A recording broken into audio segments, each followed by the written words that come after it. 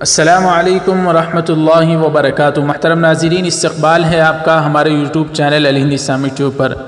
ناظرین اکرام، کئی دن اور کئی مہینوں کے لاک ڈاؤن کے بعد ملک بھارت میں حکومت ہند آہستہ آہستہ لاک ڈاؤن کو ختم کر رہی ہے۔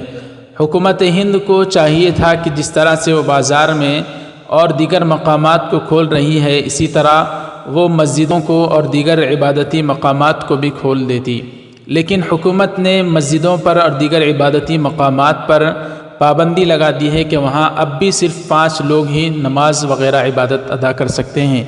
اس کو لے کر ام المدارس دارالعلوم دیوبند نے حکومت ہند کے اس فیصلے پر ناراضگی کا اظہار کیا۔ جی ہاں ناظرین، دارالعلوم دیوبند کے محتمم مفتی ابوالقاسم نعمانی دامت برکاتہم نے کہا کہ حکومت ہند کے ذریعے لاک ڈاؤن کی طویل مدت گزارنے کے بعد مسجدوں کو جن شرائط اور قیود کے ساتھ کھلنے کی اجازت دی گئی ہے، یہ ناقابل فہم ہونے کے ساتھ ساتھ بے اطمینانی کا باعث بھی ہے۔ دارالعلوم دیوبند اس پر اپنی تشویش کا اظہار کرتا ہے۔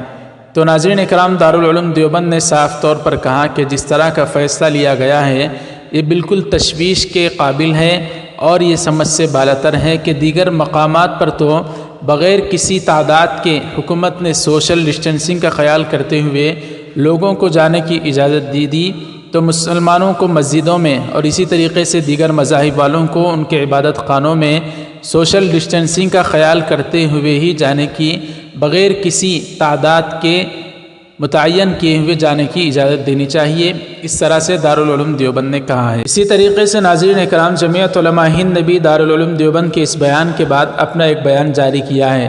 جی ہاں ناظرین، جمعیت علماء ہند کے صدر مولانا قاری سید محمد عثمان منصور پوری اور جنرل سیکریٹری مولانا محمود مدنی نے بالخصوص یوپی حکومت کی طرف سے مسجد میں باجماعت نماز ادائیگی کی 5 افراد کی قید لگانے کو غیر منطقی فیصلہ قرار دیتے ہوئے اسے غلط اور غیر مناسب ٹھہرایا ہے۔ یہ بات انہوں نے آج یہاں جاری ایک ریلیز میں کہی۔ انہوں نے کہا ہے کہ سبھی مذاہب کے طریقے ہائے عبادت الگ الگ ہوتے ہیں۔ جہاں تک مسجد کا معاملہ ہے تو مسجد میں نماز اجتماعی طور سے ادا کی جاتی ہے، یہ کوئی انفرادی عمل نہیں ہے اور نہ ہی مسجد میں دوبارہ جماعت قائم کی جاتی ہے۔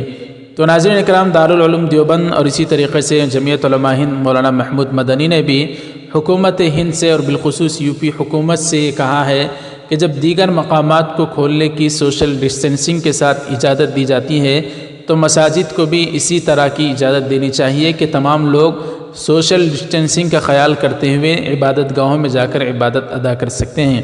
ناظرین اکرام، ان بیانات پر آپ حضرات کا کیا خیال ہے؟ کمنٹ باکس میں اس کا اظہار کریں۔ اس ویڈیو کو لائک کریں، زیادہ سے زیادہ شیئر کریں، ہمارے چینل الہند اسلامک ٹیوب کو سبسکرائب فرما کر بیل آئیکن پر کلک کر دیں تاکہ آنے والی ہر نئی ویڈیو آپ تک آسانی سے پہنچ سکے۔ جزاک اللہ، والسلام علیکم ورحمۃ اللہ وبرکاتہ۔